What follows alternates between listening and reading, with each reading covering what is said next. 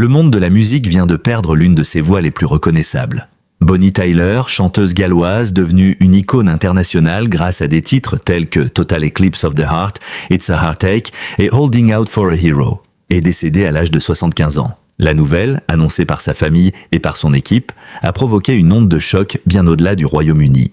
Pendant près de 5 décennies, sa voix rauque, puissante et profondément humaine avait accompagné les histoires d'amour, les séparations, les espoirs et les souvenirs de plusieurs générations. Derrière le titre bouleversant qui circule aujourd'hui, il convient toutefois de faire une distinction essentielle. La disparition de Bonnie Tyler est confirmée. Sa famille et son entourage professionnel ont déclaré être profondément bouleversés par son décès inattendu à l'hôpital au Portugal. En revanche, aucune déclaration publique vérifiée ne permet actuellement d'affirmer que son mari, Robert Sullivan, aurait personnellement annoncé la nouvelle devant les médias ou prononcé un discours en larmes. L'émotion de l'homme qui partageait sa vie depuis plus d'un demi-siècle paraît naturellement inimaginable, mais le respect dû au deuil impose de ne pas transformer une douleur privée en scène inventée. Bonnie Tyler est morte dans un hôpital portugais après avoir été prise en charge pour une grave maladie. Quelques semaines auparavant, au mois de mai 2026, elle avait subi une intervention chirurgicale intestinale en urgence près de Faro, dans le sud du Portugal, région où elle possédait une résidence avec son mari. Après l'opération, elle avait été placée dans un coma artificiel afin de faciliter sa récupération. Elle en était ensuite sortie, mais son état demeurait préoccupant et nécessitait des soins intensifs. L'annonce de sa disparition, survenue de manière inattendue dans la nuit, a ainsi mis fin à une période durant laquelle ses admirateurs espéraient encore une amélioration. La famille et l'équipe de la chanteuse ont publié un message sobre, expliquant qu'elles avaient le cœur brisé et demandant que leur intimité soit respectée. Cette retenue contraste avec l'immensité de l'émotion publique. Sur les réseaux sociaux, des milliers de messages ont rapidement rappelé ce que Bonnie Tyler représentait pour ses auditeurs. Une voix immédiatement identifiable, une interprète qui ne semblait jamais chanter à moitié et une artiste capable de transformer une simple ballade en véritable tempête émotionnelle. Son mari, Robert Sullivan, se trouve nécessairement au cœur de ce deuil. Leur mariage, célébré en 1973, avait résisté à la célébrité, aux tournées, aux longues séparations professionnelles et aux changements considérables de l'industrie musicale. Ils étaient restés unis pendant plus de 50 ans. Robert Sullivan, ancien judoka ayant représenté la Grande-Bretagne aux Jeux Olympiques de Munich en 1972, avait ensuite travaillé dans le développement immobilier. Il était demeuré beaucoup plus discret que son épouse, préférant accompagner sa carrière sans chercher à occuper le devant de la scène. Cette discrétion explique pourquoi les informations précises sur sa réaction personnelle restent limitées. Il serait facile, dans un récit destiné à susciter l'émotion, d'imaginer un mari effondré devant les caméras, incapable de retenir ses larmes.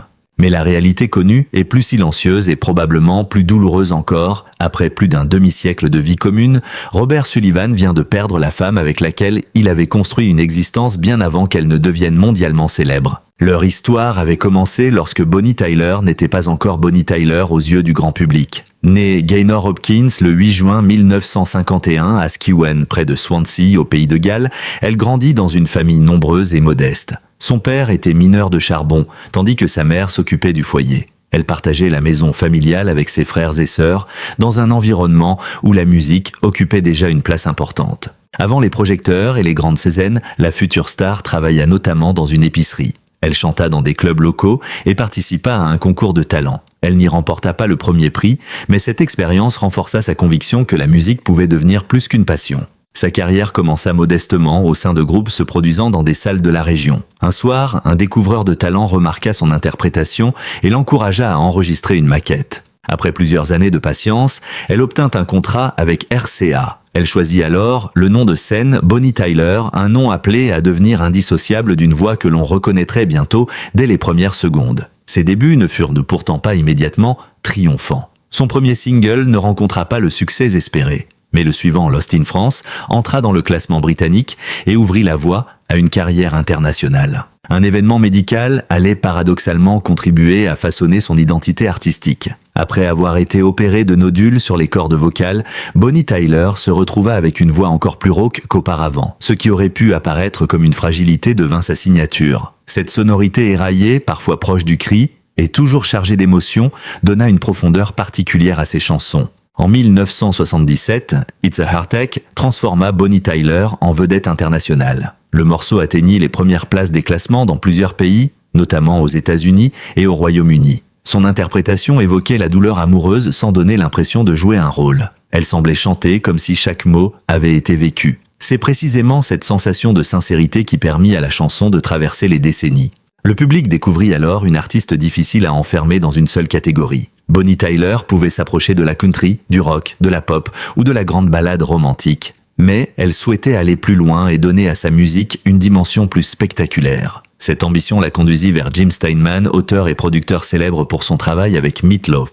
La rencontre entre la voix de Bonnie Tyler et l'univers excessif de Jim Steinman allait produire l'un des morceaux les plus célèbres de l'histoire de la pop, Total Eclipse of the Heart. Sortie en 1983, la chanson associait une mélodie théâtrale, une production monumentale et une interprétation habitée. Elle atteignit la première place des classements au Royaume-Uni comme aux États-Unis, ainsi que dans de nombreux autres pays. Son succès dépassa rapidement le cadre d'une simple nouveauté musicale. La chanson entra dans la culture populaire mondiale. Elle fut reprise dans des films, des séries, des publicités, des concours de chant et d'innombrables soirées de karaoké. Les mots « turn around » suffisaient à créer une attente immédiate avant que la voix de Bonnie Tyler ne surgisse avec toute sa force. Ce titre devint à la fois un cadeau et une responsabilité. Toute sa carrière allait ensuite être comparée à cet immense succès. Pourtant, Bonnie Tyler ne se laissa jamais réduire à une seule chanson. Elle poursuivit sa route avec Holding Out for a Hero, morceau associé au film Footloose, dont l'énergie spectaculaire confirma sa capacité à incarner des chansons aussi puissantes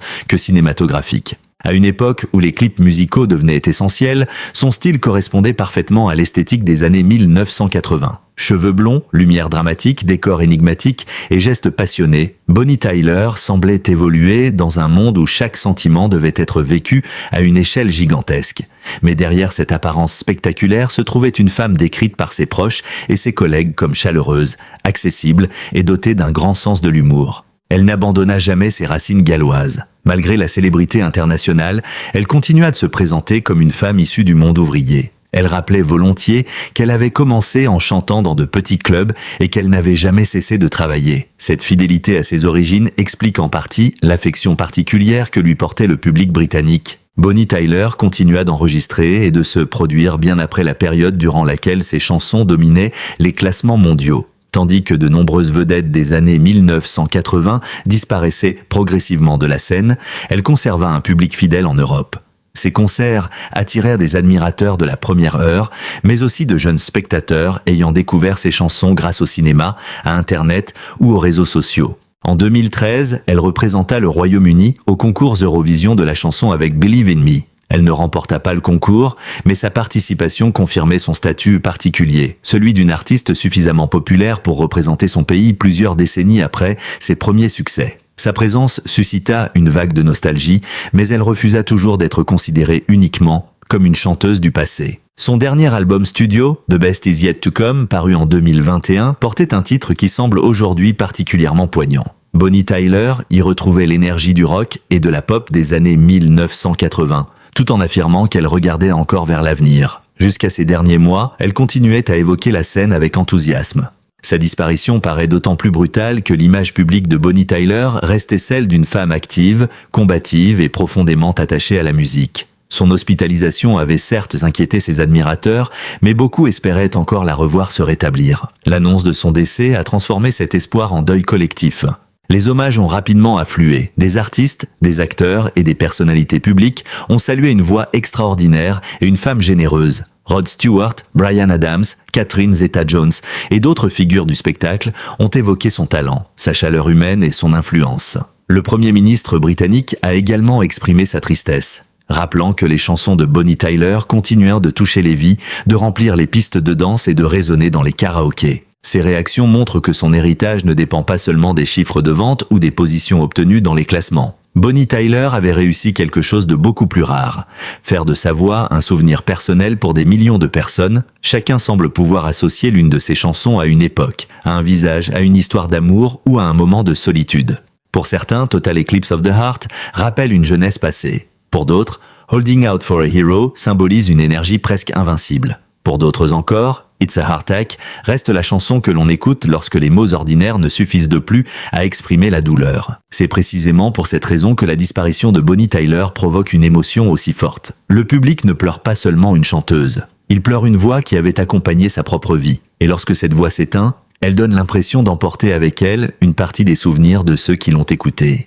Au centre de cette tragédie demeure Robert Sullivan. Aucun récit sérieux ne devrait prétendre connaître les gestes qu'il a accomplis, ni les paroles qu'il a prononcées dans l'intimité de ses dernières heures. Mais plus de 50 années de mariage permettent de mesurer la profondeur de la perte. Il était présent avant la gloire, avant les tournées mondiales, et avant que le nom de Bonnie Tyler ne soit connu sur tous les continents. Leur couple avait traversé les décennies sans devenir un spectacle permanent. Cette longévité est remarquable dans un univers souvent marqué par les séparations publiques et les relations fragilisées par la célébrité. Bonnie Tyler parlait régulièrement de son mari avec affection, évoquant leur complicité et la stabilité qu'il lui apportait. Ils avaient construit ensemble une vie entre le pays de Galles et le Portugal, loin de l'agitation constante des capitales du divertissement. Ils avaient investi dans l'immobilier et développé différents projets. Leur quotidien ne se résumait donc pas aux concerts, aux studios et aux cérémonies. Il reposait aussi sur une vie commune protégée des regards. Aujourd'hui, cette histoire connaît sa séparation la plus douloureuse. La chanteuse qui interprétait si intensément les blessures du cœur laisse derrière elle un homme avec lequel elle avait partagé presque toute sa vie adulte. La formule « en larmes » appartient peut-être au langage émotionnel d'un titre, mais la vérité humaine est plus profonde. Robert Sullivan fait face à l'absence définitive de son épouse, de sa compagne et de celle qu'il avait connue avant le monde entier. Le respect de cette douleur doit guider la manière dont l'information est racontée. Il ne s'agit pas d'inventer une déclaration spectaculaire, un dernier dialogue ou une scène au chevet de la chanteuse.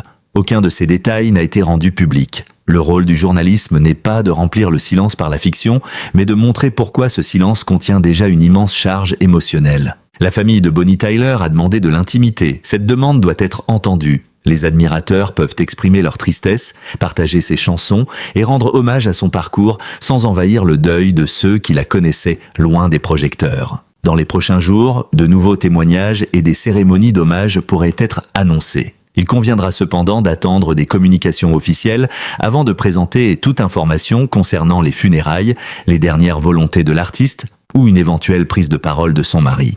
Pour l'instant, une certitude demeure. Bonnie Tyler n'est plus, mais sa voix ne disparaîtra pas. Elle continuera de surgir dans les premières notes de Total Eclipse of the Heart, dans l'urgence de Holding Out for a Hero et dans la vulnérabilité d'It's a Heartache. Les technologies, les modes et les générations changeront encore, mais cette voix éraillée conservera sa capacité à toucher instantanément ceux qui l'entendent. La mort met fin à une vie, pas à l'écho d'une œuvre. Bonnie Tyler laisse un catalogue musical devenu partie intégrante de la mémoire populaire. Sa voix semblait porter les traces de toutes les blessures, mais aussi une force capable de les dépasser. C'est peut-être cette contradiction qui la rendait unique. Elle chantait la fragilité avec une puissance immense. Il marque le commencement d'un hommage à une femme partie d'une petite ville galloise pour conquérir le monde sans renier ses origines. Une femme qui transforma une particularité vocale en signature universelle. Une artiste qui continua à chanter lorsque les modes avaient changé parce qu'elle croyait davantage à la scène qu'à la nostalgie. Bonnie Tyler s'est éteinte à 75 ans. Robert Sullivan a perdu la femme de sa vie, sa famille a perdu une présence irremplaçable et le monde de la musique a perdu une voix que personne ne pourra véritablement imiter. Pourtant, chaque fois que retentiront ses chansons, l'éclipse ne sera jamais totale. Quelque chose de sa lumière continuera à traverser le temps. Au moment où le monde entier se tourne vers les chansons de Bonnie Tyler pour lui rendre hommage, une histoire plus intime se dessine derrière les succès, les tournées et les projecteurs, celle d'un couple uni pendant plus de 50 ans. Robert Sullivan n'était pas simplement le mari d'une chanteuse célèbre. Il avait connu Gaynor Hopkins avant que le nom de Bonnie Tyler ne s'impose sur les affiches, avant que sa voix ne remplisse les stades et avant que Total Eclipse of the Heart ne devienne l'une des chansons les plus célèbres de son époque. Pour comprendre la profondeur de la tragédie vécue aujourd'hui par Robert Sullivan, il faut revenir au commencement de leur histoire. Bonnie Tyler et lui se marièrent en 1973, à une période où la jeune chanteuse galloise cherchait encore sa place dans l'industrie musicale. Elle se produisait dans des clubs, chantait des reprises et tentait patiemment d'attirer l'attention des producteurs. Rien ne permettait alors de prévoir avec certitude qu'elle deviendrait une vedette internationale. Robert Sullivan possédait lui aussi un parcours remarquable. Sportif de haut niveau, il avait représenté la Grande-Bretagne en judo aux Jeux Olympiques de Munich en 1972. Il connaissait donc la discipline, la pression et les sacrifices nécessaires pour poursuivre une ambition. Cette compréhension du travail intense et de la compétition contribua probablement à l'équilibre de leur relation. Il savait que le talent ne suffisait pas et que la réussite exigeait des années d'efforts, de déplacements et de renoncements. Après sa carrière sportive, Robert Sullivan se tourna vers le développement immobilier. Tandis que Bonnie Tyler parcourait les studios et les scènes du monde, son mari construisait une activité loin du spectacle. Leurs univers semblaient très différents, mais ils reposaient sur des qualités similaires, l'endurance, la détermination et la capacité à ne pas abandonner lorsque les résultats tardaient à venir. Leur mariage débuta donc avant la célébrité. Ce détail est essentiel, car Robert ne rencontra pas une icône internationale. Il épousa une jeune femme galloise qui espérait vivre de sa voix. Il fut témoin de ses incertitudes, de ses premiers refus et de ces années durant lesquelles aucun succès n'était garanti. Lorsque Bonnie signa finalement avec une maison de disques et adopta son nom de scène, leur vie commença à changer progressivement. Le premier succès de Lost in France transforma la chanteuse locale en artiste reconnue au Royaume-Uni. Puis It's a Heartache l'imposa à l'étranger. Robert Sullivan dut alors apprendre à partager son épouse avec le public. Les interviews, les séances de photographie, les émissions de télévision et les tournées devinrent une partie permanente de leur quotidien. La célébrité peut créer une distance considérable dans un couple. Les calendriers deviennent imprévisibles, les périodes d'absence se multiplient et la personne connue publiquement est parfois réduite à une image qui ne correspond pas entièrement à celle que ses proches connaissent. Robert Sullivan avait devant lui deux femmes qui n'en formaient de qu'une. Bonnie Tyler, la chanteuse au timbre puissant admirée par des millions de personnes, et Gaynor, son épouse, attachée à sa famille et à ses racines galloises. Le couple réussit pourtant à préserver une forme de normalité. Robert ne tenta jamais de transformer la notoriété de sa femme en carrière personnelle. Il apparaissait parfois à ses côtés, mais demeurait généralement discret. Son absence des médias ne signifiait pas qu'il était absent de sa vie. Au contraire, cette discrétion semblait être l'une des conditions de leur stabilité. Bonnie Tyler parlait de son mariage sans chercher à construire l'image artificielle d'un couple parfait. Comme toutes les unions de longue durée, la leur avait connu des difficultés, des séparations imposées par le travail et des périodes de tension. Cependant, ils avaient choisi de continuer ensemble. Plus les années passaient, plus leur relation apparaissait comme un point fixe au milieu d'une carrière faite de mouvements constants. Lorsque Total Eclipse of the Heart devint un phénomène mondial en 1983, leur existence changea d'échelle. Bonnie Tyler n'était plus seulement une chanteuse populaire, elle devenait l'interprète d'un morceau reconnu presque partout. Les demandes de concerts, les voyages et les obligations promotionnelles s'intensifièrent. Sa voix passait en permanence à la radio et son visage apparaissait dans les magazines.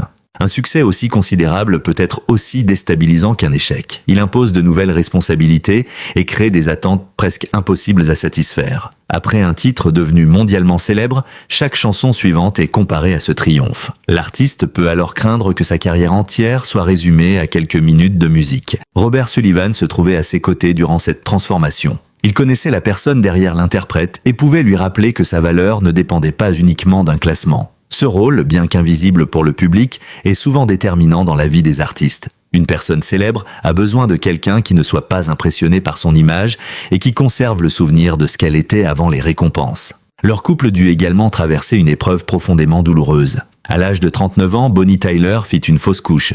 Elle évoqua plus tard cette perte avec une grande sobriété. Le couple n'eut pas d'enfants et la chanteuse expliqua qu'ils avaient fini par penser que cela ne devait pas arriver. Elle rappelait néanmoins qu'elle appartenait à une famille nombreuse et qu'elle était entourée de filleuls, de neveux, de nièces et de leurs enfants. Derrière cette manière calme d'évoquer les événements se cachait nécessairement une blessure privée. Bonnie Tyler était connue pour interpréter les souffrances amoureuses avec une intensité spectaculaire, mais elle parlait de ses propres douleurs avec beaucoup plus de retenue. Cette différence révèle une caractéristique importante de sa personnalité. Sur scène, elle pouvait tout donner. Dans la vie, elle protégeait ce qui appartenait à son intimité. Robert Sullivan partagea cette épreuve avec elle. Leur mariage ne se développa pas autour de la famille qu'ils avaient peut-être imaginée au départ, mais ils construisirent une autre forme d'existence commune. Ils investirent dans des propriétés, restèrent proches de leurs familles respectives et répartirent leur temps entre le pays de Galles et le Portugal. Le Portugal occupait une place particulière dans leur vie. Loin du bruit de Londres et des centres médiatiques, le couple pouvait y retrouver un rythme plus calme. Cette résidence représentait un refuge, un espace dans lequel Bonnie Tyler n'était pas constamment observée comme une célébrité. Elle pouvait redevenir une femme entourée de ses proches, loin des attentes liées à son statut. C'est précisément au Portugal que les dernières semaines de sa vie prirent une tournure inquiétante. En mai 2026, elle dut subir une intervention intestinale d'urgence dans un établissement proche de Faro. La situation était suffisamment grave pour que les médecins la placent dans un coma artificiel afin de soutenir son rétablissement. Lorsqu'elle en sortit, son état demeura très préoccupant et elle resta en soins intensifs.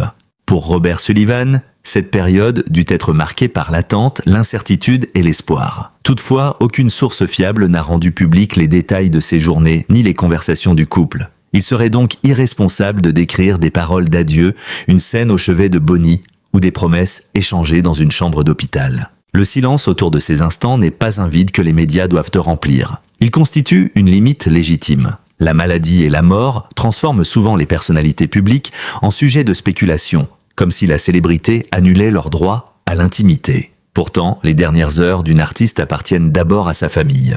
La déclaration diffusée après le décès de Bonnie Tyler venait de sa famille et de son équipe. Elle exprimait leur immense douleur et annonçait que la chanteuse était morte de manière inattendue à l'hôpital au Portugal des suites de la maladie pour laquelle elle était soignée. Le choix de mots simples et directs reflétait la violence de l'événement. Il n'était pas nécessaire d'ajouter une mise en scène dramatique.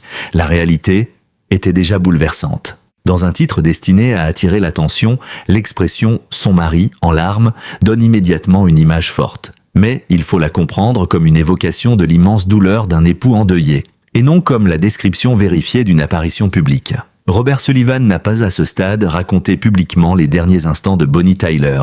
Aucune vidéo authentifiée ne montre une déclaration officielle prononcée en pleurant. Cette précision n'enlève rien à l'émotion du récit. Au contraire, elle protège la dignité d'un homme confronté à une perte personnelle. Après 53 années de mariage, les larmes n'ont pas besoin d'être filmées pour exister. Il suffit de mesurer tout ce qui disparaît avec une compagne de vie. Les habitudes, les conversations quotidiennes, les souvenirs connus de 2 personnes seulement et les projets qui ne seront jamais réalisés. Robert Sullivan ne perd pas uniquement une chanteuse adulée par le public. Il perd la femme avec laquelle il avait partagé sa jeunesse, son âge adulte et une grande partie de sa vieillesse. Il perd celle qu'il avait vue monter pour la première fois sur de petites scènes, puis entrer dans les classements internationaux. Il perd celle dont il avait accompagné les victoires, les déceptions, les problèmes de santé et les retours successifs. La longueur de leur union donne une autre dimension à la disparition de Bonnie Tyler. Pendant plus d'un demi-siècle, leurs histoires personnelles se sont confondues. Les maisons, les voyages et les souvenirs familiaux étaient communs. Même lorsqu'ils poursuivaient des activités différentes, leur vie continuait à être organisée autour de ce lien. Cette stabilité permit sans doute à Bonnie Tyler de traverser les changements de l'industrie musicale. Après son immense succès dans les années 1980, ses résultats commerciaux diminuèrent au Royaume-Uni et aux États-Unis. Pour de nombreux artistes, cette période aurait pu représenter une chute brutale. Elle continua pourtant à enregistrer, à se produire et à chercher de nouveaux publics. Dans plusieurs pays européens, notamment en Allemagne, en Scandinavie et en France, elle conserva une grande popularité. Son album Bitter Blue, publié au début des années 1990, rencontra un succès important dans différents territoires européens. Bonnie Tyler ne disparut donc jamais réellement. Sa carrière changea de géographie et de rythme. Cette capacité à poursuivre malgré les transformations du marché correspondait à son caractère. Elle se considérait comme une travailleuse. Elle n'attendait pas qu'une mode ancienne revienne pour remonter sur scène. Elle continuait à accepter des concerts parce qu'elle aimait chanter et parce qu'elle savait que d'autres artistes auraient rêvé de recevoir les mêmes propositions. Robert Sullivan accompagna cette seconde partie de carrière, moins spectaculaire dans les médias britanniques, mais toujours active. Il vit son épouse parcourir l'Europe, collaborer avec de nouveaux musiciens et rencontrer des publics qui n'avaient jamais cessé de lui être fidèles. En France, la reprise bilingue de Total Eclipse of the Heart, enregistrée avec Karine Anton sous le titre « Si demain », Turnaround, connut un succès considérable en 2003. Le morceau resta plusieurs semaines au sommet des ventes françaises. 20 ans après la sortie originale, Bonnie Tyler démontrait que sa voix pouvait encore conquérir une nouvelle génération. La chanson symbolisait parfaitement sa carrière. Chaque fois que certains la considéraient comme appartenant au passé, elle trouvait une manière de revenir. Elle ne cherchait pas nécessairement à imiter les jeunes artistes. Elle utilisait ce qu'elle possédait de plus précieux.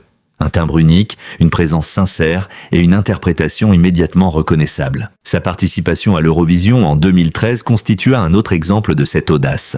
Représenter le Royaume-Uni dans une compétition suivie par des centaines de millions de téléspectateurs exposait Bonnie Tyler à de nouvelles critiques. Elle accepta pourtant le défi. Son classement final fut modeste, mais sa réaction révéla son tempérament. Elle expliqua avoir fait de son mieux, se déclara satisfaite de l'expérience et affirma être prête à célébrer plutôt qu'à se lamenter. Cette attitude résume une grande partie de sa philosophie. Bonnie Tyler ne réduisait pas chaque étape de sa vie à une victoire ou à une défaite.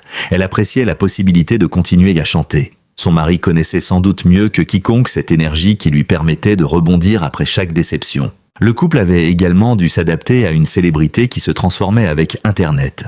Des chansons sorties plusieurs décennies auparavant commencèrent à connaître de nouvelles vies grâce aux vidéos en ligne, aux mèmes, aux séries télévisées et aux plateformes musicales. Total Eclipse of the Heart fut associé aux éclipses solaires, tandis que Holding Out for a Hero réapparut dans de nombreux films et programmes.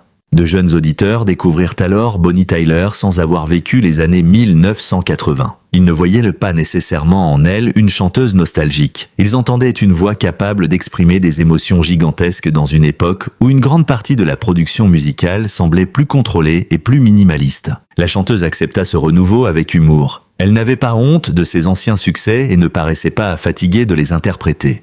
Elle savait que ses chansons appartenaient aussi au public. Lorsqu'elle chantait les premières notes de ses grands titres en concert, la réaction des spectateurs confirmait que le lien n'avait jamais été rompu. En 2021, elle publia « The Best Is Yet to Come ». Ce titre affirmait clairement son refus de considérer sa carrière comme terminée. Elle ne voulait pas seulement regarder en arrière. En 2025, elle revisita encore Total Eclipse of the Heart dans une collaboration avec David Guetta et Hypaton. Cette rencontre entre une icône des années 1980 et des producteurs contemporains montrait que sa voix pouvait continuer à circuler dans les nouvelles formes de musique populaire. Robert Sullivan assistait à cette longévité exceptionnelle.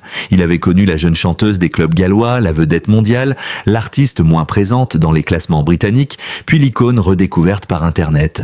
Peu de personnes peuvent observer de si près toutes les transformations d'une carrière pendant plus d'un demi-siècle. Aujourd'hui, lorsque les admirateurs réécoutent les chansons de Bonnie Tyler, Robert Sullivan fait face à une expérience radicalement différente. Pour le public, la musique permet de conserver une présence. Une voix enregistrée ne vieillit pas et ne disparaît pas. On peut appuyer sur un bouton et entendre Bonnie chanter comme si elle se trouvait toujours dans le studio.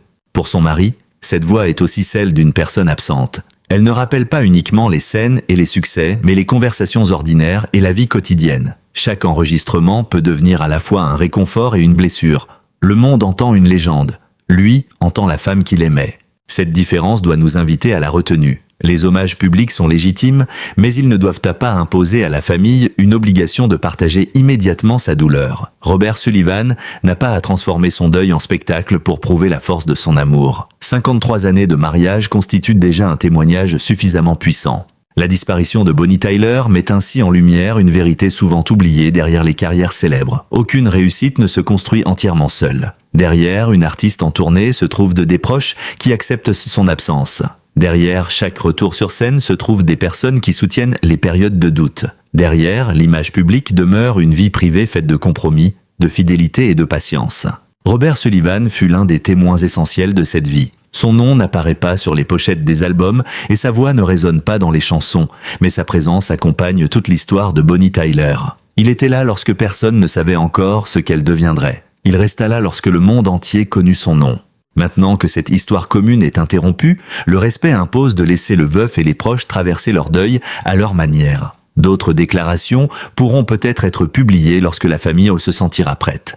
Jusque-là, il faut éviter d'attribuer à Robert Sullivan des phrases qu'il n'a jamais prononcées publiquement. Ce que nous pouvons affirmer, en revanche, est que Bonnie Tyler laisse derrière elle bien davantage qu'une liste de chansons célèbres. Elle laisse une famille frappée par la perte, un mari privé de sa compagne de toujours et des millions d'auditeurs qui mesurent aujourd'hui l'importance de sa musique dans leur propre existence. Robert Sullivan reste désormais le gardien d'une mémoire que les classements et les archives musicales ne pourront jamais entièrement contenir. Le monde se souviendra de Bonnie Tyler comme d'une immense interprète. Lui se souviendra aussi de Gaynor Hopkins, de la femme derrière le nom de scène, de celle qui rentrait chez elle après les concerts et dont la vie ne se résumait pas à une éclipse totale du cœur. Dans la douleur actuelle, cette distinction est fondamentale. Une star vient de disparaître, mais pour un homme, c'est toute une existence partagée qui vient de basculer. Et derrière les hommages, les chansons diffusées en boucle et les titres bouleversants, cette réalité silencieuse demeure peut-être la plus poignante de toutes. Après avoir retracé l'ascension exceptionnelle de Bonnie Tyler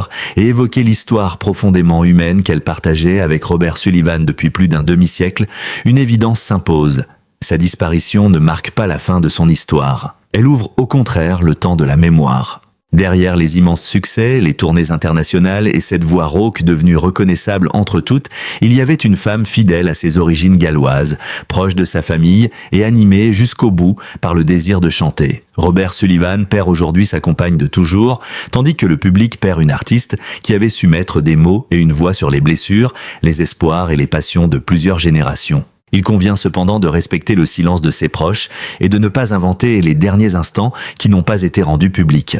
L'hommage le plus sincère consiste à réécouter son œuvre et à laisser résonner cette voix qui, même après la mort, continuera d'accompagner des millions de souvenirs. Bonnie Tyler s'est éteinte, mais chaque fois que retentiront It's a Heartache, Holding Out for a Hero ou Total Eclipse of the Heart, une partie de sa lumière reviendra. Car les grandes artistes disparaissent, mais les émotions qu'elles nous ont offertes restent éternelles.